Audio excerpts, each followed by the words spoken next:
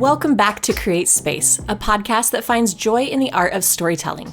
On today's episode, we are having a conversation with media scholar Dr. Ciera Kirkpatrick. Ciera is an assistant professor of advertising and public relations at the University of Nebraska, Lincoln. She studied integrated marketing communications at Wichita State for her undergrad years. Then she went on to get her master's in communication, also from Wichita State, and then finally pursued her PhD in strategic health communication from the University of Missouri. And like I said, now is at the University of Nebraska, Lincoln. So her own research is focused heavily on how messaging in the media affects our mental and physical health, and how we as communicators can effectively design messages that improve both individual and community health outcomes. So Ciera has worked on lots of different types of research grants. Some of those grants have been funded by organizations such as the National Institute of Health, and she's presented her research at national and international conferences, including the Association for Education in Journalism and Mass Communications, the International Public Relations Research Conference, and the International Communication Association Conference. Her research has also been published in Health Communication, Communication Reports, and the Review of General Psychology. So I've known Ciera since graduate school and have had the pleasure of getting to follow her career over the past many years while she pursued her PhD and then now is working as an assistant professor. And I've followed her career mainly via social media. And I'm particularly excited to discuss her dissertation research today, first and foremost, which is about how idealized portrayals of motherhood in particular on Instagram influence the mental health and well-being of new mothers. It's really interesting because she actually undertook this dissertation research while she was a brand new mom herself. So very personal, very relatable, and really interesting research that she came up with. Then we're also going to get into a new research grant that she's actually currently working on with a colleague that discusses TikTok and the influence that it's having on women's health issues in particular. So let's get into it. Welcome to the show, Ciera. I'm honored to have you join me today, and I'm excited to kind of get into a lot of different things. So there's a lot, I think, to talk about in regards to your career, but what I really want to talk about is your research, or are your research interests. So I'm fascinated by the work that you've published, I think because to me, it gets to the heart of social media's role in kind of the construction of our own internal narratives, right? The stories that we tell ourselves about whether we're good enough or what we should be, or how everyone else does things.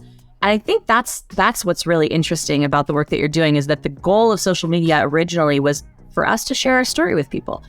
But the underlying effect of that is that social media is causing us to rewrite our own stories, rewrite our own thoughts, our own narratives. So with that kind of just beginning introduction of why I'm fascinated by what you do, could you start by telling us about specifically your dissertation research and why you chose to go that direction and what it was? Yes, absolutely. So I was working on my PhD at the University of Missouri School of Journalism. And during the whole time I was there, I was studying the media and how the media affects us in terms of our health and our knowledge and our attitudes and behaviors. But I hadn't, in the beginning, had an interest so much in this idea of social media and how it's affecting things, especially in terms of portrayals of motherhood on social media and how it's affecting the mental health of mothers. But while I was in the process of getting my PhD, my husband and I decided that we were going to try to start our family and have our first child. And so I got pregnant during my PhD program, and that's really kind of what changed things up for me. So a lot of my dissertation was really just focused on my personal experience and what I was going through. And, I knew it was going to be hard to be pregnant and to become a mom. Like, motherhood is no joke. And I knew that. And I knew it was going to be extra hard given that I was working on a PhD and very stressed to begin with. But then also, my son was born in May of 2020, so it was also COVID, and he was a pandemic baby. And I think that led to my environment being a lot more isolating. And so social media was how I had a lot of connection to my friends and peers and family members, because we were all locked at home.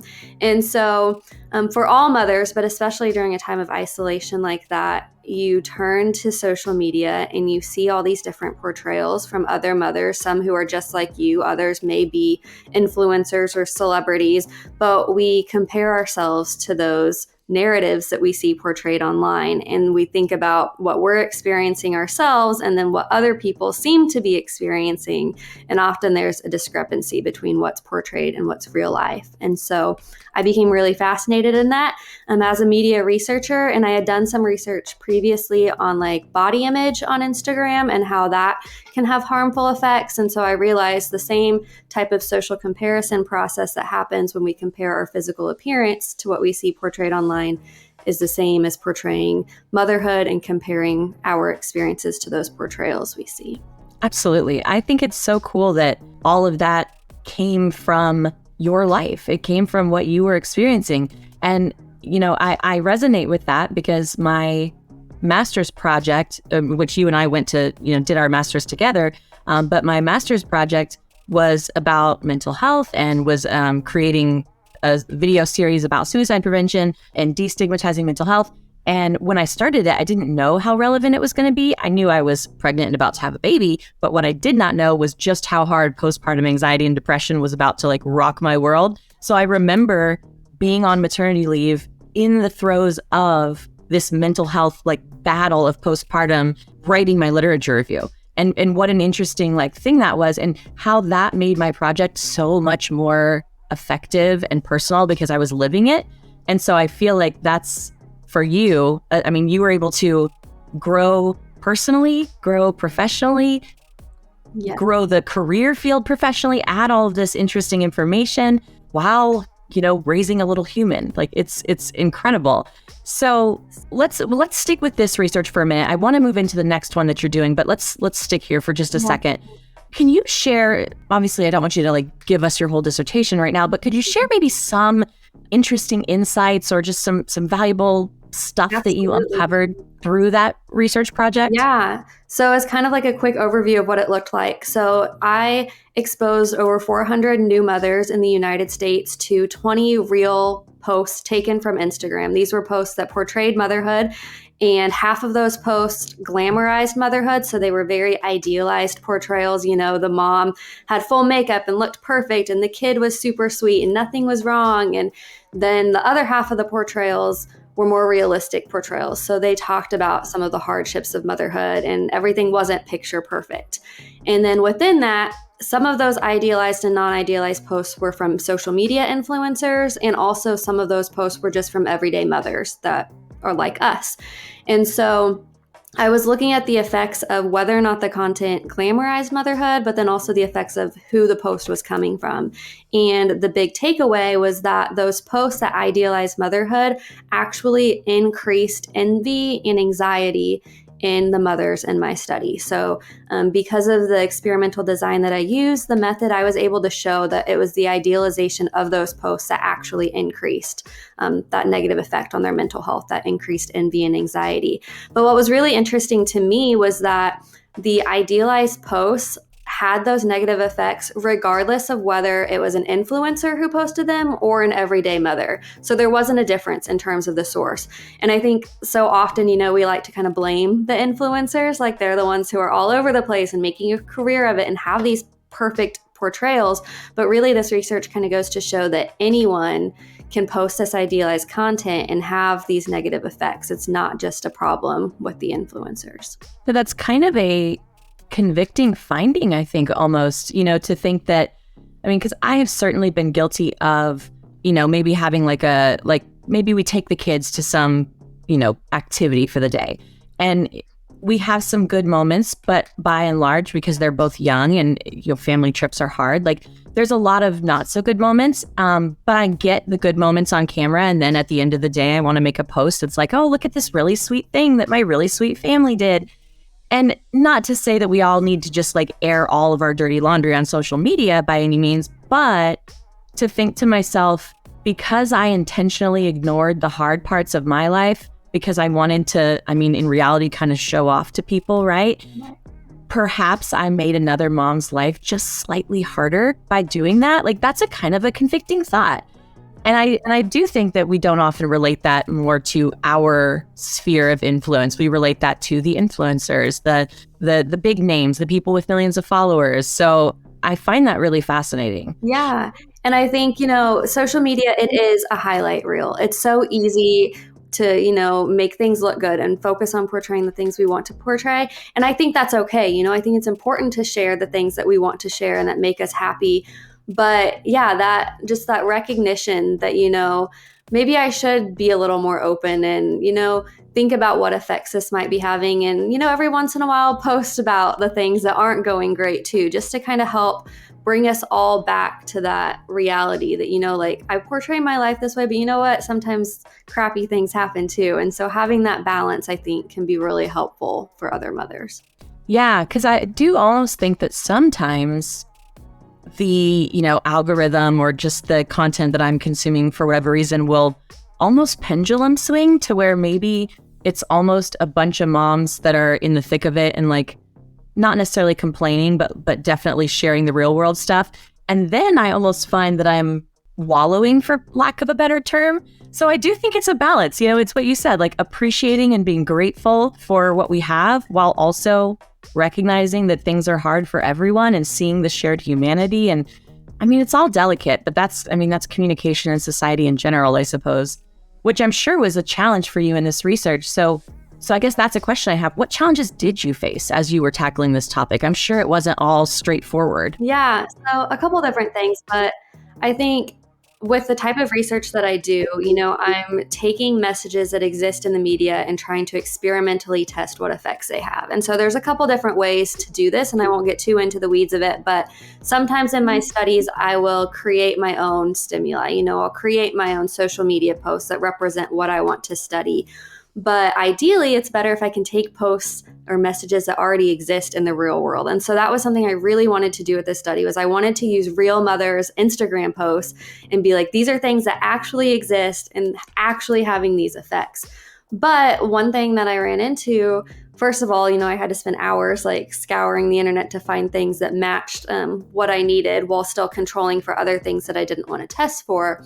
But part of it, these are mothers who are sharing pictures of their children on social media. So I was kind of in this ethical position of okay, is it bad if I take these women's pictures and use them for the good of my research and show them to other mothers? And so that was something that I kind of had to think about. But what I ultimately decided to do was that with the influencers, I just went ahead and used their posts. They're trying to be public figures. They're very knowingly putting themselves out there to a mass audience of people who don't know them. But for the other mothers who weren't necessarily posting for everyone to see, and who post more so for their family and friends that follow them, I contacted them and I was like, hey, I'm a young mother. I'm doing this study and I would really love to use your post as a part of this study. Would you be okay with that?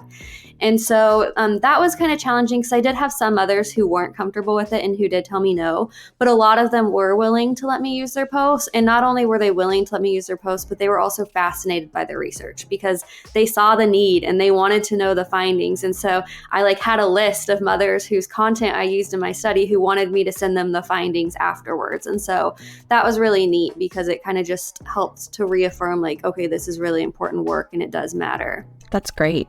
So then after your dissertation was wrapped up and you started your new job at University of Nebraska, Lincoln, right? Yep. Making sure I got all those in there, right? As an assistant professor.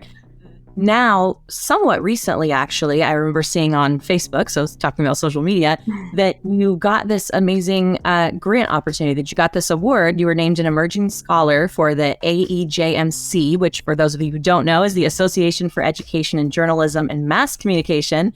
But they awarded you a grant of $3,500 to conduct a research study about TikTok on young women's health. So I'm going to have you tell us more about that. But I think when I saw that, I was like, oh my gosh, this is so cool. Because you took this kind of niche area of moms, which of course I resonated highly with, but not everyone would. And now you're moving into women's health holistically and on TikTok specifically. And I don't know anything about this research yet, since you're working on it, obviously. So I'm so curious. I don't know what you can share at this point and what you can't.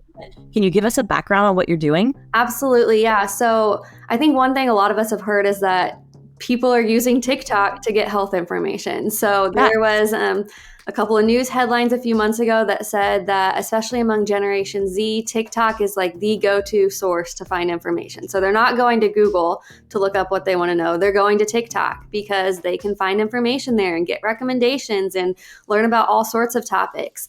And so this is very interesting. But then when you think about it from a health communication standpoint, that means that the content on TikTok is likely affecting people in terms of their attitudes and their knowledge and the behaviors they're making that affect their health. And so I have a friend and colleague at the University of Missouri who is wrapping up her PhD right now, and she is super into TikTok as well. And we both have a shared interest in women's health. And so we teamed up and we wanted to think about, what content is out there, what's really taking off on TikTok, and what effects it might be having. And so what we found is that one topic that's really popular on TikTok is talking about pap smears. So a little out there, but pap smears are important, obviously, for cervical cancer screening. It's how doctors are able to detect precancerous cells and ultimately help catch cervical cancer early and treat it. And so what's really interesting is when you go on TikTok and you search for pap smears, there's an abundance of information. So there's everything from young women recording their pap smear experience as it's happening or talking about it in their car, like right before or after. And maybe they're like terrified to go in, but they're going to do it anyway. And then there's also doctors who are going on there and trying to encourage young women to make sure they get their pap smears. And those videos are interesting too, because some of them are, just trying to be very encouraging and informative. And then others are like taking that to a whole nother level and like bringing out the tools that are used during a pap smear and showing, what goes in your body, which can be a little frightening to see. And so for this project that I received the grant for, I'm working with that colleague. Her name's Larissa, and we are studying two different things ultimately: how TikTok is being used to seek health information. So just overall, how young women are getting health information on a variety of different topics and how they perceive that content in terms of whether or not they trust it, if there are certain people they trust more than others. And then we're doing an experiment testing the communication surrounding pap smears specifically to see if the communication that exists is helpful or harmful in terms of encouraging young women to get that important screening done. Wow. I love that you and Larissa are working together. I saw her name on that. I was like, that's so cool. Because she was a few years after us in grad school, right? Yes, yeah. I never overlapped with Larissa. I'm at Wichita State, but and we really barely overlapped in Missouri too. But we both ended up at the same PhD program, and because I knew she was from Wichita and we had that connection, we kind of got in touch and got to know each other, and so. She really kind of brings the experience and expertise in TikTok and understanding how TikTok works. I have a TikTok, but don't use it and don't, other than looking at videos for research. So I don't have as much knowledge there, but I come with that expertise in experimental design. So we're able to kind of bridge our areas of interest and expertise and carry out this study. I can't wait to see it. One, because it's a combination of two, Wichita State powerhouses, which is fantastic. And two, it sounds weird. Depending on who's listening to this podcast, they will either likely hear, yeah, I'm going to do research about pap smears and be like, that's super out there and weird. Or they'll do what I did, which was, you know what? I've actually seen a strange amount of content on my TikTok feed about pap smears. And obviously I'm female, so the algorithm works that way, right? So it's going to show me stuff like that. But, one thing that I have run into a lot is that a lot of women, either healthcare professionals or just women who, go get pap smears, have been talking about the importance of trauma-informed visits. And so it was fascinating to learn about, and they were just talking about how a yearly exam, something that most of us do every year, or should do every year at least, can be so re-traumatizing for somebody who has been a victim of sexual assault. And they were talking about how many doctors don't necessarily have that trauma-informed care. And there's a lot of different things that a provider can do to make someone who has experienced trauma more confident and more calm. And then also as a patient, there's so many things that you can do to advocate for yourself, to say, I am a sexual assault, survivor. And because of that, I would like you to explain everything that you're going to do before you do it. I need to know before something goes into my body. I need to know, and there are things that I hadn't considered. And then I try to think about like myself as a, 13-year-old girl, let's say, and just imagine if we had access to this kind of stuff. It's both empowering to think of having access to that, and also, of course, I think we've all run across some stuff that wasn't as helpful. So it's also scary. Again, two sides of the same coin. It's just really interesting. Do y'all have a timeline on this research? Do you know when we might be able to see findings of it? Yeah, so because of the grant that we got, we'll actually present our preliminary findings at a conference in August.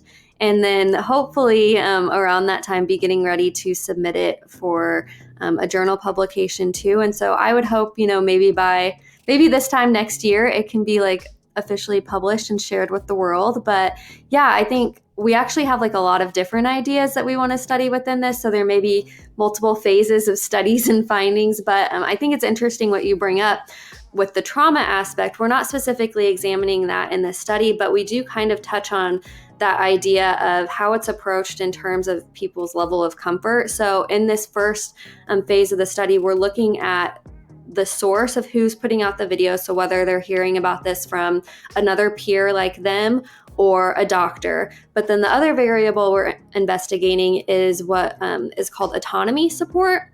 So this idea that some of the messaging on TikTok surrounding pap smears is very almost forceful and doesn't give you much of a choice. It makes you feel like this is something you have to do, no ifs, ands, or buts. And there are people who go on TikTok and talk like this. They say, this is what a pap smear is. This is why you have to do it. And you don't have a choice. Like, you must go get this done. Like, it's very important. And yes, it is important. But when things are presented to us as something we have to do and that we don't have a choice, that can be, kind of a turnoff for a lot of us. And so another way of communicating about this issue is to be autonomy supportive.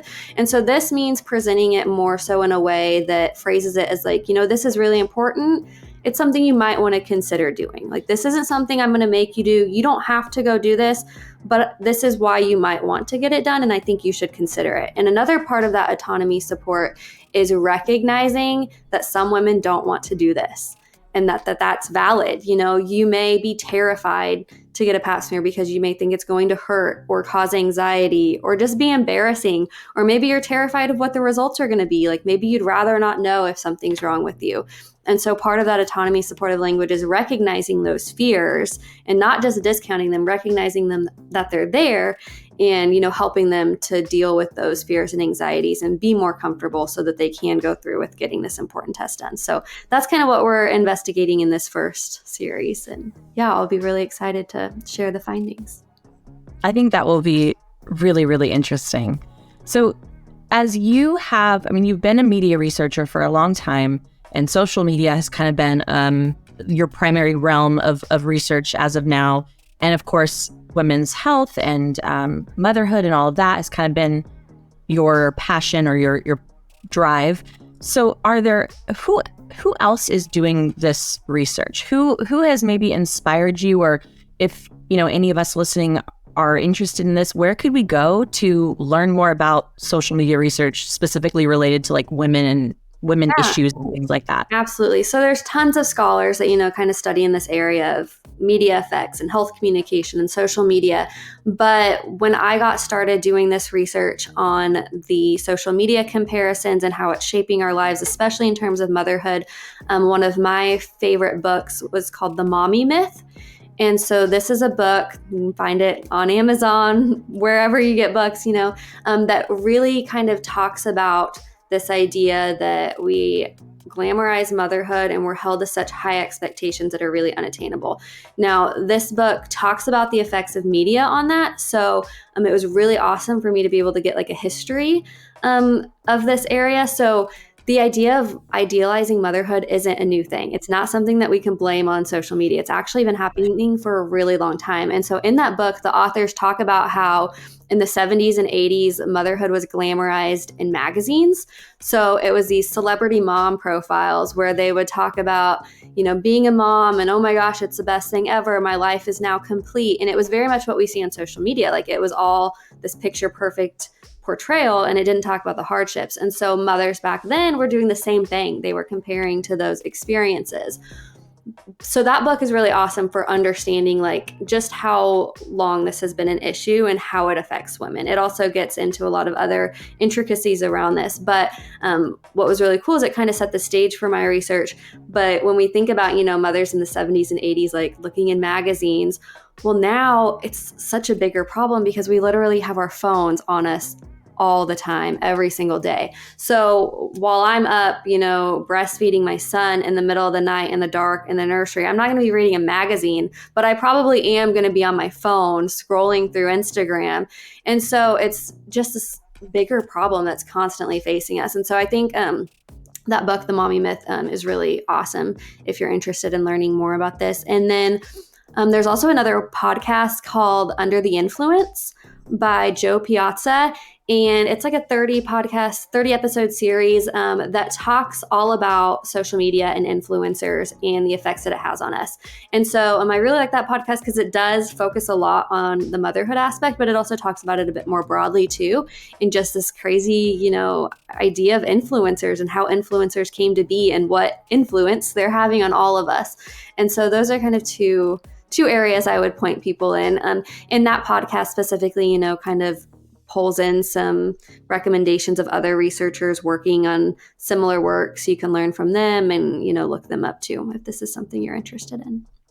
Wonderful. Yeah, I think that's so interesting. And I love that you said social media isn't the problem, right? The problem exists in the human psyche and our desire to constantly compare and our desire to wonder, am I normal? Am I okay? Is this what I'm supposed to be doing? But the problem becomes so much more expansive due to the nature and connectivity of social media. Yeah. So, yeah, that's so interesting. Right. So we've talked a ton about your research, but you're also a teacher, right? So you're also teaching college students. How has being a mother and doing this social media research and working with young people, how has all of that influenced your teaching style? Do you teach differently? Do you engage differently based on what you've learned? Yeah, so I teach both undergrads and graduate students now, and a lot of what I teach, does have to do with social media. I teach advertising and public relations courses, so, I have to help my students know how they can use these platforms to effectively communicate with their audiences. And I think that, it's so important that I'm able to keep up with, the ever-changing world of technology and social media. And so my research helps me to stay in touch with those social media platforms that my students are on. So, we have conversations about what platforms they prefer to use and what they're seeing and how they think it's affecting them. And so it all just kind of comes together in both my research informing my teaching, but also my interactions with my students, helping me know, what I should be focusing on my research, what they're interested in, what they're paying attention to kind of help me understand what effects social media is having on them as a population. So as kind of an interesting follow-up question to that, and I don't know if you have an answer to this yet, your son's a toddler, right? Just yes. 2, 3, something like that? Yeah, he'll be 3 in May. 3 in May, that's awesome. And, and mine are 5 and 7, so a little bit older, but still relatively young to be thinking about this. But do you have, from your position of knowing as much as you do about media effects, do you have any thoughts or plans on how you hope to handle social media with your child in the future? Yeah, that's a great question. And, I think it's so easy when you're, thinking about being a parent or starting out as a parent to be like, I'm going to be protective of my child. He's not going to be on my phone all the time and exposed to all this stuff. But already my kid's watching videos on TikTok. He loves the funny dog videos and they make him laugh and that makes me laugh. And so we watch them.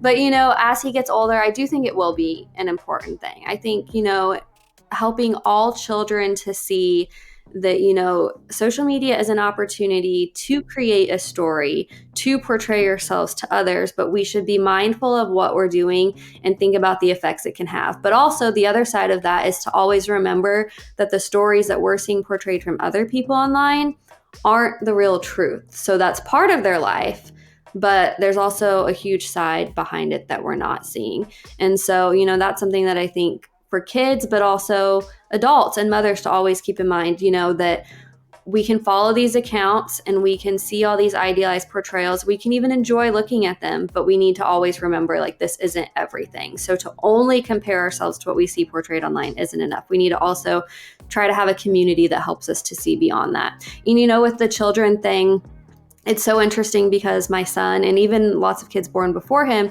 they're not going to know life without social media. Like, I can remember life before social media, barely, but I can. And for them, that's not the case. Like, they will have always had phones around and had social media and the internet. And for most of them, their lives are already public. I'm already sharing photos of my child, which again can be an ethical thing to think about. Like, how much should I portray? He doesn't have the ability to tell me whether or not he's okay with that right now, which I think as he grows up, that will be something we talk about. I'll make sure he's okay with me sharing what I share. But, there's a lot of layers there and a lot of things. But I think the important thing is to communicate about those things from a young age, even, so that they're aware of the opportunities and the pros and the cons associated with social media. Yeah, that seems like a really healthy, balanced way to look at it. Like you said, there's lots of layers to that. And I didn't tell you I was going to ask you that question beforehand. It just kind of popped into my head. Yeah. Maybe out of my own sheer curiosity, because it is so layered. So as we kind of close up today, I'm curious, we sort of know where you're headed next with the research that you're working on, but as you think about this field of research and your place in it, what evolution do you see coming? What do you see new methodologies coming up? Any new trends you're anticipating? Just anything you see coming down the pipe, either for you or the industry as a whole? Yeah. So I think it's kind of hard to predict in a way because it changes so much and we don't always have an idea of what the next big thing is going to be. But I think one thing that's absolutely going to remain is that there's going to be an abundance of information out there. There is so much information out there available to us, and there's so many ways that the media is influencing our health. And so I don't expect to run out of things to research in my career. Even with the pandemic alone, there was so much to study in terms of health communication. But I think there's going to continue to be that trend of a lot of information. I also think that video is going to be continuing to be a huge thing. So video, like we see on TikTok, it's a whole other layer of being able to share experiences and perspectives and information. And so understanding the effects of that and the power of video, I think, is going to be really important. Misinformation, I don't think, is going to get any better or go away anytime soon. So that's going to continue to be an issue. But, I hope we can find a healthy balance of, living our lives online and living our lives in the real world. As a parent, I often do struggle with making sure that I put my phone down and focus on the moment and give my son my full attention. It's just so easy to be constantly wrapped up in what's happening online. And so, I hope that people can find that balance. And I hope that my research can kind of examine that a little bit more. The research I've done has shown the harmful effects that social media can have, like on new mothers, for instance. But I'd really like kind of my future research to maybe look at how we can help mitigate those harmful effects. How can we help the problem instead of just contribute to it? So I think it'd be really cool to, find ways to help mothers cope or to even recognize what's going on and realize, maybe they need to take a break from social media or unfollow accounts that make them feel terrible all the time. Like, why are we continuing to follow them? And so I'd really love to do some research kind of examining how we can do a better job of helping the people that are being affected by social media. That's beautiful. I think you're absolutely right. And some of the most, harmful mothers stuff comes from mothers groups that women join because they want support, right? And then it turns toxic really quickly. So it sounds like there's a huge space there, and your type of research is very needed. And I have loved following what you're doing. I think it's so fascinating, and it's crazy to think back to, 15 when we were in grad school together, and thinking about like where you are now and what you've done. So thank you for coming and talking today. I really appreciate it. I'm excited to share it, and maybe we'll do a follow-up episode, next year when everything's published. I think that would be super cool. So I appreciate you. Thank you. Yeah, I appreciate the opportunity to come on, and I love what you're doing here. And I think it's so important to, share the stories of everyone and celebrate what people are doing and accomplishing. So thank you for that opportunity. Absolutely. What a joy it was to have Ciera on the show today. I mentioned this in the interview, but it really has been so amazing to get to witness Ciera's journey from our time in grad school together all the way until now. And I just feel really honored to have been able to share just a little bit of her expertise with you all today. And I will definitely keep you updated as her research continues to develop.